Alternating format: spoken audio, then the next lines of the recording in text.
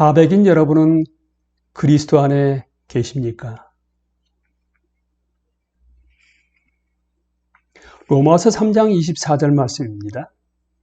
그러나 사람은 그리스도 예수 안에서 얻는 구원으로 말미암아 하나님의 은혜로 값없이 의롭다는 선고를 받습니다.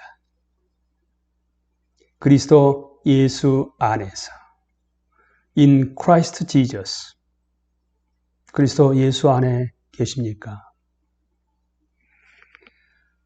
엔 크리스토스, 그리스도 안에라는 의미에 숨겨진 함의가 많습니다.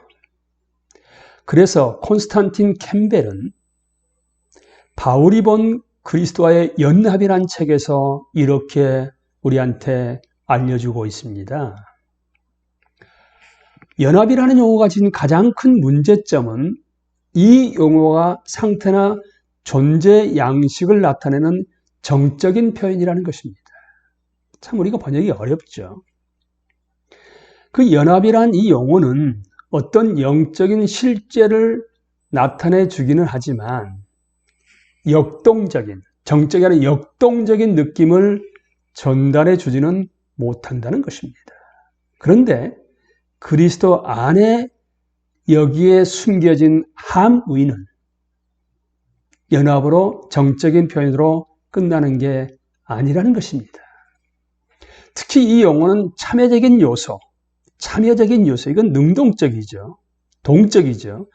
그리스도 내러티브에 담긴 여러 중대 사건의 역동적이며 능동적인 참여를 제대로 표현해내지 못한다는 거예요. 뭐가요? 연합으로. 그리스도 안에란 단어를 연합으로만 생각하게 됩니다. 그래서 참여한다는 것은 행동을 나타내는 반면에 연합은 존재를 나타납니다. 그러니까 그리스도인들의 정체성이라면 거기에 맞게끔, 하백의 존재에 맞게끔 행동을 해야만 하는 것인데 그걸 놓칠 수가 있다는 얘기가 되는 거예요.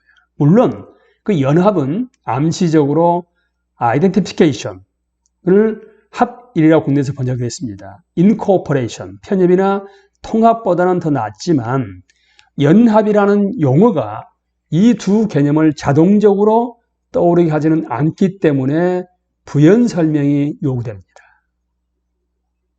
이와 같이 단 하나의 개념을 담은 용어들은 바울이 그리스도와 신자들 간의 관계에 대해 말하고자 하는 내용을 모두 담아내기에는 불충분합니다.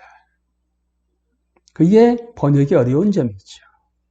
어쩌면 어느 용어도 바울의 이 주제를 포괄적으로 담아내기가 어려울 것이라는 것인데 이게 얼마나 그 당시에 그리스도 안에란 의미가 다양한 의미를 가지고 있었다는 것을 다시 한번 우리에게 일깨워주고 있는 것이죠.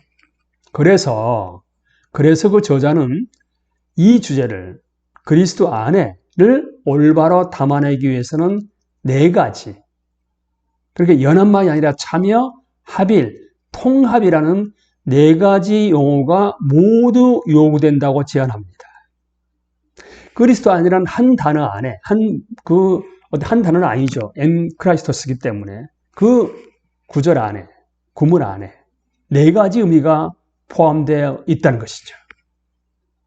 저는 이거를 마치 우리가 다이아몬드는 하나지요. 거기 안에 다양한 측면들이 있는 것처럼 듬축 경계를 얘기하거든요. 성령의 열매도 9가지로 조명해 볼 수 있는 거예요. 다양한 면이 있는 겁니다. 단수입니다. 이거를 통합된 다양성이라고 얘기할 수가 있습니다. 그러니까 그리스도 안이라는 단어에 다양한 의미가 내포되어 있다는 것이지요. 자, 하나씩 알아볼까요? 연합이란 단어는 믿음을 통한 그리스도와의 연합입니다. 다른 말로 그리스도가 내 안에, 내가 그리스도 안에. 뿐만 아니라 삼위일체가 완벽한 연합이죠. 상호내주, 상호소통, 상호섬김. 결혼도 마찬가지죠. 근데 이거는 존재론적으로 정적인 의미를 내포하고 있기 때문에 거기에 참여의 의미가 반드시 포함되어야 한다는 것입니다. 그러니까 예수 그리스도와 연합되어 있다 끝난 게 아니라 예수님이 지상에서 어떤 사역을 어떻게 하셨는가. 그렇다게 되면 우리가 보는 복음서에 나와 있는 예수 그리스도의 내러티브에 담긴 여러 사건에 우리도 동참, 참여해야만 하는 것이죠. 그래서 그리스도 안에란 얘기는 예수님이 이 땅 가운데 공생애 동안 하셨던 것처럼 우리도 그 내러티브, 이 얘기의 여러 사건에 참여하는 것을 의미합니다. 합일은 정체성 문제와 연결되어 있습니다. 그러니까 그리스도 안에 있다는 얘기는 통치권 안에 있다는 얘기거든요. 그러니까 그리스도의 영역 안에서의 신자들의 위치가 뭐냐 하게 되면 하나님의 주권에 대한 충성을 의미합니다. 신실한 충성이죠. 누가 그랬다고요? 예수님이 죽기까지 충성하셨습니다. 아버지의 주권에, 통치권에 순종하셨습니다. 그렇다면 우리도 그리스도가 우리 안에 살아가기 때문에 정체성을 가지고 하백으로서 철두철미하게 왕이신 하나님께 순종하는 것이죠. 그게 어떻게 가능하단 말인가? 그거는 incorporation, 통합으로 번역됐습니다만은 예수 그리스도를 머리로 해서 우리는 그 지체 아니겠습니까? 그래서 그리스도의 몸을 이루는 지체들의 집단적 측면을 담아내는 단어가 통합이라는 단어입니다. 그러니까 통합적 다양성의 의미가 우리한테 전달되고 있는데 그거를 그림으로 그려보게 되면 그리스도 안에 엔크리스토스라는 얘기는 연합, 정적으로 예수 그리스도가 내 안에, 내가 예수 그리스도 안에 그 연합만 있는 게 아니라 그렇게 됨으로 말미암아 주님이 이 땅 가운데서 사역을 하실 때, 공생애 하실 때 했던 그 사역들에 우리도 참여하는 것이죠. 어떤 맥락에서요? 주권에 순종하는 하빌, 그 주권에 충성스럽게 순종하는 그것은 마치 몸으로 비유하게 되면 예수 그리스도를 머리로 한 지체들입니다. 그러면 지체들은 정상적인 몸이라 하게 되면 머리에서 지시하게 되면 그대로 따라서 하게 되고 또 따라서 한 것이 다시 머리로 올라가는 거죠. 그 네 가지가 통합된 다양성으로 그리스도 안에 숨겨져 있습니다. 무엇보다도 중요한 것이 존재로 끝나는 게 아니라 뭐라고요?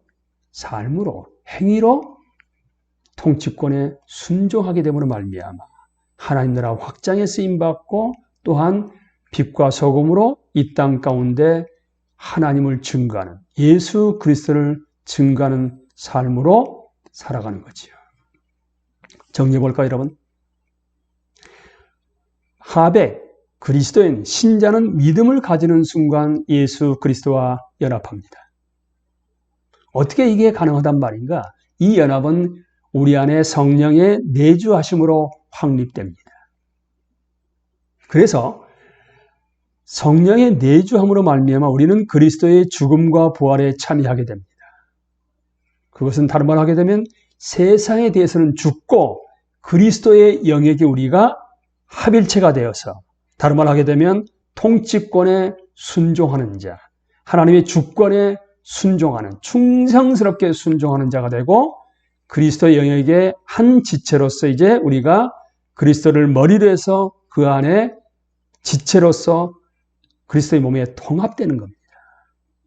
왜냐하면 그리스도와의 연합은 바로 다른 지체들과의 연합을 수반하기 때문에 그렇습니다. 그러니까 엔크리스토스, 그리스도 안이라 하게 되면 이렇게 통합적인 다양성으로 연합과 그 다음에 참여와 합일과 통합의 의미가 숨겨져 있다는 얘기입니다.